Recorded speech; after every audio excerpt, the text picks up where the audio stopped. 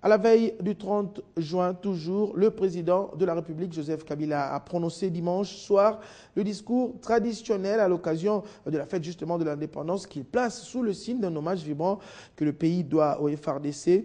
Un monument sera érigé en mémoire de tous ceux qui sont tombés sur les champs d'honneur sous le drapeau, ainsi que des populations civiles qui seront bien comportées en véritables défenseurs de la patrie. Pour le président de la République, cette fête est aussi une interpellation des générations présentes à venir, car elle rappelle à chacun de nous l'obligation de garder notre pays libre et uni. La fête de l'indépendance, qui, vous le savez, est une fête nationale célébrée sur toute l'étendue du pays. Allez, on commence notre tour de province avec le Nord Kivu à Goma, où nous sommes en ligne avec le directeur général de Radio Kivu One, Magloire Paluku. Dites-nous comment s'est déroulée cette célébration à Goma. Bien, comme vous vous en doutez, après le discours du président de la République, qui honorait les forces armées et la police et les services spéciaux pour la paix. Ici au Nord Kivu, on est très concerné par cette paix. Le gouverneur Julien Paluku, qui a tenu ce défilé riche en couleurs, il faut le dire, à sa petite route qu'il a inaugurée, le kilomètre témoin, a honoré le général Lucien Baouma. Le général Lucien Baouma, vous savez très bien, c'est le commandant 8e région militaire, et c'est lui qui a défait le M23, c'est lui qui est en train de défaire effectivement les ADF Mali, et il faut dire que c'est un défilé qui a une signification particulière pour l'armée et la police et les services, malgré cette paix, appelons ça comme ceci, mais elle est encore fragile. Il a lancé un appel donc à la cohésion nationale et au retour au travail et à l'unité. Bref, c'est ce qui était en grand ici à Goma. La paix est revenue, Magloire Paluku, vous l'avez dit, même si elle est encore fragile. Alors, quelles sont aujourd'hui les attentes de la population du Nord Kivu? Bien, rappelez-vous que depuis 1996, avec l'entrée de l'AFDEL ici, et puis qui s'en est suivi avec le RCD, le CNDP, le M23, tous les mouvements Maïmaï, le gouverneur de province a retracé l'historique de la guerre et des processus de pacification. La population n'attend que trois choses ici, dans le micro-baladeur, en écoutant le discours du gouverneur de province. Il faut vraiment rétablir l'autorité de l'État. Il faut dire qu'en territoire, Massissi, Rutshuru, Lubero, malgré tout, le gouverneur a dit que c'est encore des endroits fragiles pour les infiltrations. Ce que la population redoute tout le temps avec des tueries. On demande qu'il y ait consolidation de cette paix et retour de l'autorité de l'État. De deux, il faut l'aspect social, l'eau, l'électricité. Au niveau économique, les denrées alimentaires coûtent encore cher. C'était ça le vœu en général pour ce 30 juin. Merci Magloire Paluku depuis Goma. Même ambiance en Mbandaka, dans la province de l'Équateur, avec cette fois-ci un grand défilé des forces vives et de la population qui a été organisé sur l'avenue Bonsomi devant l'esplanade de l'hôtel de ville en présence du gouverneur intérimaire Sébastien Impeto. Pamafi Otenga revient sur les temps forts de cette cérémonie. Pour la commémoration du 54e anniversaire de l'indépendance de la République démocratique du Congo, ici au chef-lieu de la province de l'Équateur. Au menu de cette solennité, il est prévu un grand défilé de FARDC et PNC, suivi des forces vives de l'Équateur basées en Mbandaka, Pilipili, Libélé, et quelques adresses, notamment le mot de bienvenue de Madame le maire de la ville de Mbandaka et le discours circonstanciel du gouverneur des provinces intérimaires. Le tout agrémenté par les fanfares mixtes FARDC, PNC et Kimangis. Cette fois-ci, l'on voudrait un cachet assez spécial compte tenu de la maîtrise de l'effectivité du territoire national par les FARDC après avoir mis toutes les forces négatives en déroute et hors état de nuire. Retenons que cette cérémonie se déroule en présence de Jean Gautra Ibambe, président de l'Assemblée provinciale de l'Équateur, des députés et ministres provinciaux ainsi que des hauts cadres politico-administratifs, policiers et militaires affectés dans la province de l'Équateur, présidée par Sébastien Ilpeto Pingo, gouverneur des provinces intérimaires. Mbandaka, Pomasi, Otenga, Télé 50. Au Kasaï occidental, le 54e anniversaire de l'accession de la RDC à la souveraineté nationale et internationale a été aussi commémoré avec faste, avec un grand défilé à la place de l'indépendance, en présence bien entendu du gouverneur Alex Kandé. Bruno Ngoyi nous en dit plus.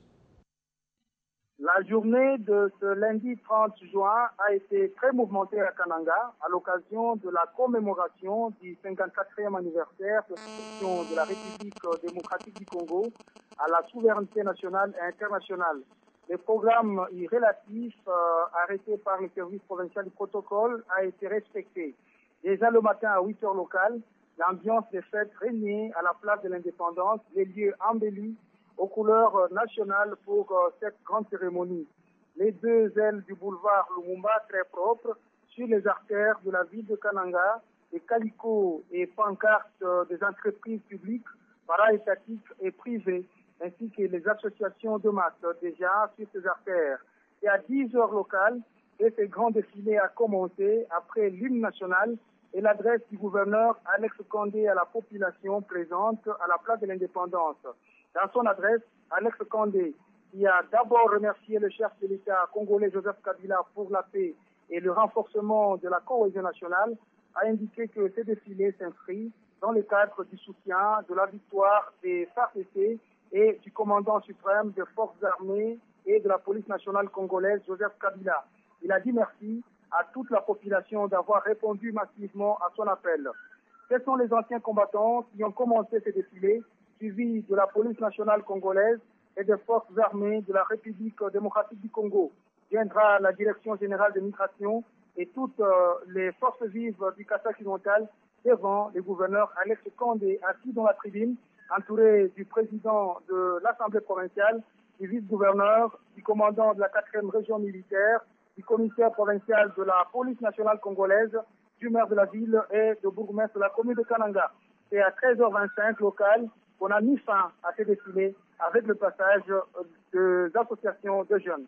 De Kananga, Louis Chingoyi Zembele, et les 50.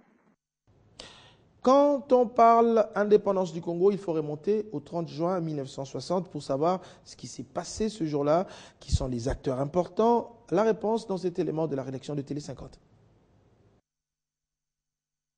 L'acte de l'indépendance, c'est ce document, un document qui paraît simple sur du papier ordinaire de dimension A4, mais en réalité il s'agit de l'acte de naissance de la République du Congo.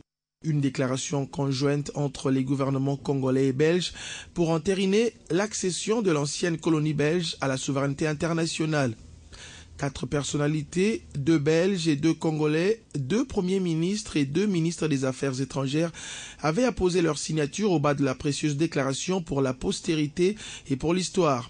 Il s'agissait des chefs du gouvernement Gaston Ekins et Patrice Lumumba et des chefs de la diplomatie Pierre Vini et Justin-Marie Bomboko.